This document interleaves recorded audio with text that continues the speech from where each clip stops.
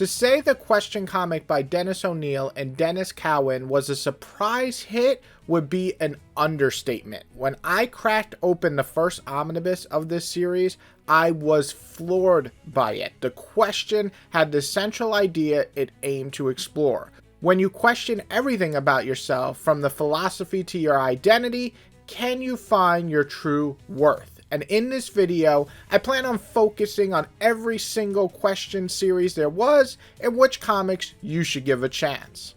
So the series begins with investigative reporter Vic Sage, already operating as the Question, and then he gets brutally beaten by Lady Shiva, shot and left for dead in a river. This near-fatal experience marks a profound turning point for him. He's rescued and taken to a martial artist master named Richard Dragon. This is literally the birth of a character, or perhaps a rebirth, but the point is, the character you once knew as the Question and Vic will change forever, even by the end of the very first issue. Under Richard Dragon's training, Vic Sage undergoes rigorous physical and spiritual discipline. He learns martial arts, moving away from his more brutal, knock-your-teeth-out fighting style, and more importantly, it introduces his Zen philosophy. This Zen philosophy is crucial because the series' main focus is to give you more questions than answers, or to settle on an idea that there simply isn't an answer. You have to figure it out yourself, and this applies not only to Vic, but to many characters in this series. But since we're following Vic through his trials, we can all relate and understand where he's coming from, and this all starts very early on in this series. And another major factor to this series is the backdrop. So just as Gotham is important to the backstory and vibe of Batman, the Question has Hub City. And Hub City isn't merely just a backdrop, it's a living, breathing, utterly rotten character. O'Neil portrays it as a city synonymous with corruption, violence, terrible fucking people, arguably surpassing even Gotham and sometimes with its bleakness. It's a place where the social contract has crumbled and institutions like the police and the government are deeply compromised. And the Question's struggle is as much against the systematic decay of Hub City as it is against the individual criminals. And since Hub City represents much of like the urban downfall of the late 80s and 90s, heavy topics pop up all the time. The series explores themes of like police brutality, political corruption, and challenges of like social justice. It never feels forced though. Instead, it all plays out to add depth to both Vic and Hub City. And I think that's what makes it so special, is that you have really Vic growing, but Hub City growing as well at the same time. And that's just the beginning though. By issue 3, we are established who the Question is going to be going forward. But how he evolves and continues to change is what's spectacular. Issue 5 and 6 really resonated with me, focusing on a father-son relationship. And although it wasn't Vic directly experiencing it, the outsiders whose lives were there all intertwined with his. It has an incredibly effective way of exploring themes of acceptance and love, a message that anyone can relate to, and then it just gets very dark, so just be prepared for that. It's an issue, or actually 2 issues, that really stuck with me. And as we progress, it just stays that way where we keep tackling all those issues, but issue 12 is another highlight for me. It focuses on a psycho killer. At the same point, he's getting heavily involved with Myra, who becomes a lover, but also becomes a candidate to be the mayor, a symbol of hope, and sometimes a victim in Hub City's political landscape. So their complex relationships add a layer of personal drama to the overarching struggle of everything. The issue focuses not only on their personal growth, but their political differences. And then you also get this dark serial killer going around murdering people. And the next couple of issues just cover topics like patriotism gone too far and racism. And the patriotism storyline is actually far stronger than I thought it was going to be, focusing on the dangers of extremism for the country you love. And I absolutely love how they explore and deal with that. And I think these days, how political things get and how people become so extreme about certain topics can definitely see this, and this already have happened 30 years ago in the 80s when this was written.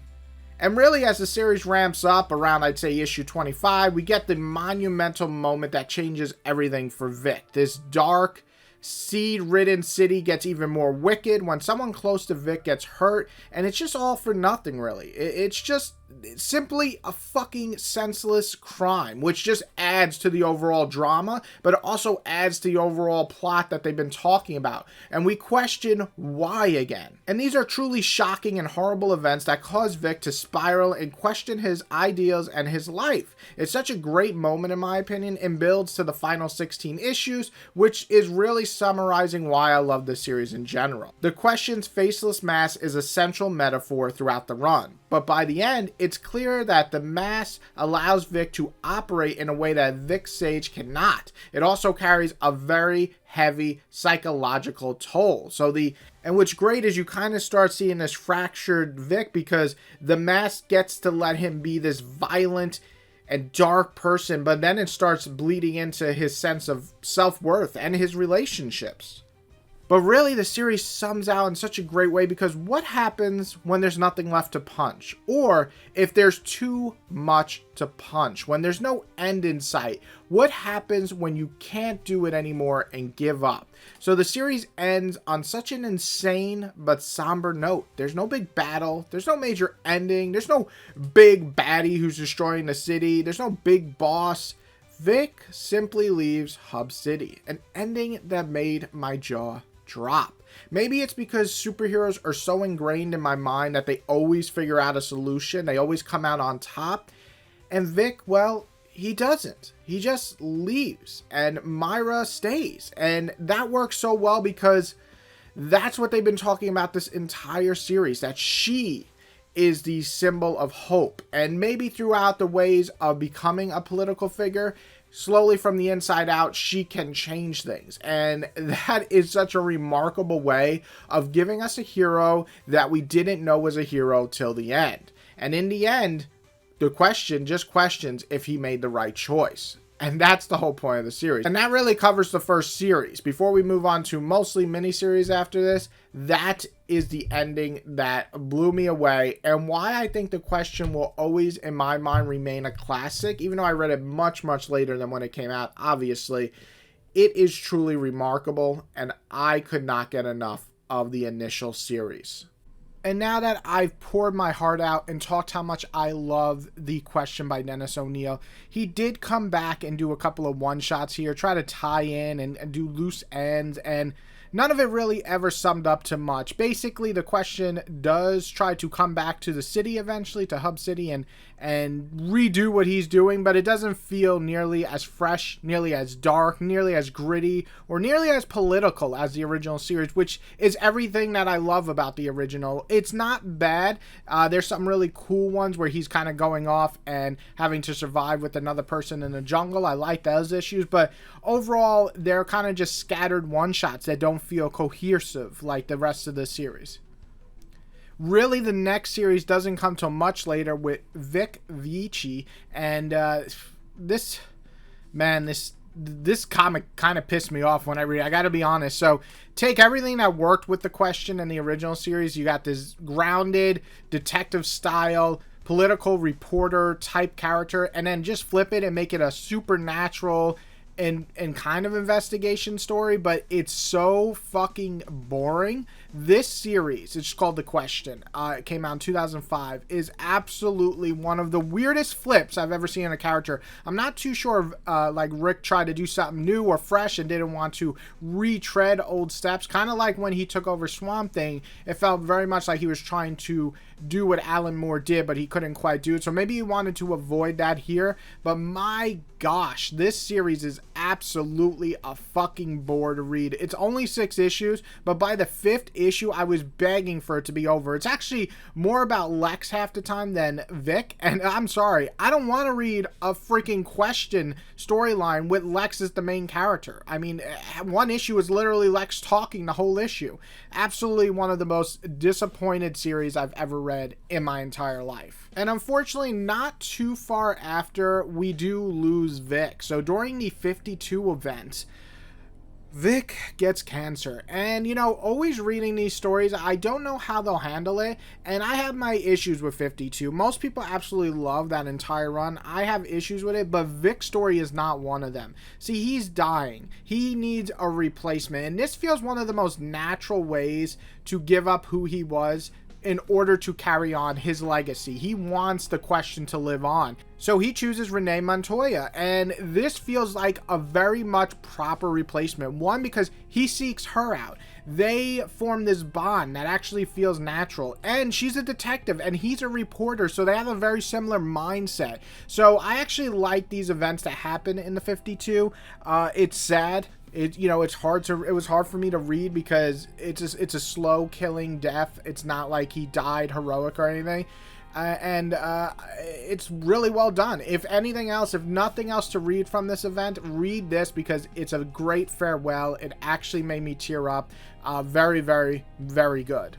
And so after that, we actually get Renee doing a couple of series. The only one, in my opinion, that kind of stuck with me is the 5 Books of Blood. It's, just a crime noir style storyline. It's pretty good. If you're into Greg Rucker's style of crime, just like Ed Brubaker's, you're going to have fun with this. I don't think it's super special. I think it moves really quick in the second half, and it doesn't fully come out. Something like Stumptown is more his level because he's able to write his creator-own style. But overall, it's good. It's a solid story. It's a nice way to have Renee show who she can be as the Question. So I actually like this storyline. And honestly, throughout the years, you get 1 or 2 storylines here or there. He has a storyline, The Convergence, which is just okay. But really, there's no big series again. There's 2 more minis that are talked about. Would I say they're good? No. So the first one is The Question, The Deaths of Vic Sage, and it's a cool idea. Again, though, we're going very supernatural. We're going into questioning what life and death is, and this could be good. It's by Jeff Lemire, who I absolutely love. I think he's a great writer. He's in my top 20, no doubt, but this was a complete misfire for me. I didn't like it. I didn't like the art in here either. Very, very confusing.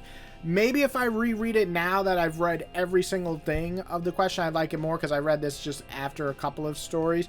But I didn't like this at all. It was a major disappointment for me. Again, if I reread it, maybe I'd like it more now. But it just felt weird because Renee has been The Question so long, and then we turn back to Vic, and it just didn't feel right.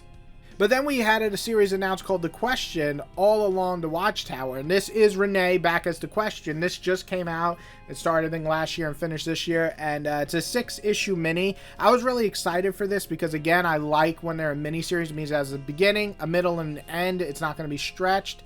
But the storyline, again, was just okay. The murder mystery felt lackluster. If we're going to do a murder mystery, you got to give me a reason to give a fuck about what's happening in the storyline. And the plot progression here is so odd.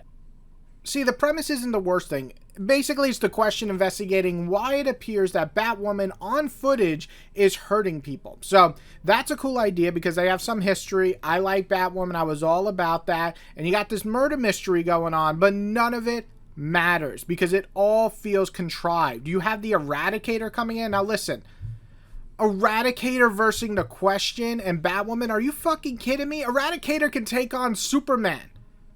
You got to be joking. The fact that they can even hold him off for a mere 5 seconds just seems out of this fucking mind. And yes, Batman has done that, so I'm not saying it as a sexist thing. I'd also think it's fucking insane that Batman wouldn't get fucking knocked out or killed too. It just was really weird. But then we go into a deeper story that there's a bigger threat behind it all. I don't want to spoil it because it just came out. It's a little new. It's lackluster. I'll put it that way. Super lackluster. It's not the worst story in the world. It's just such a disappointment. Just like the death of Vic Sage. Both of these are very big disappointments for me. And unfortunately, that wraps up The Question. So The Question to me hasn't had a great series since the original.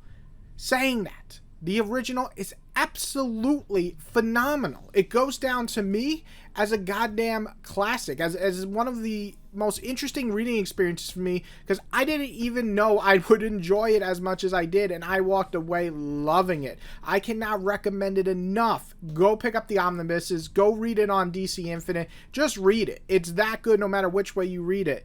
As for the rest, here or there, if you want to pick stuff up, why not? I say the 52 event's pretty good. The first mini with Renee's pretty solid. The rest you can kind of just ignore. But if you like this video, please, please, please hit the like button and then subscribe, because I love doing these videos. I got one of Nightwing, I have one of Thunderbolts, got one of Batgirl, and now we're doing The Question, who is absolutely one of my favorite characters now, whether it's Renee or Vic. I would say I like Vic a little bit more, but I like both. But the thing is that we haven't gotten anything really truly special for them, and that's such a shame. We need a fucking writer who wants to do this justice, for real. Anyway, I'll see you guys next time. Click the videos to check out more stuff. It should be up in the video that you're watching right now if you want to see more. And I'll catch you guys next time. Go read some good fucking comics.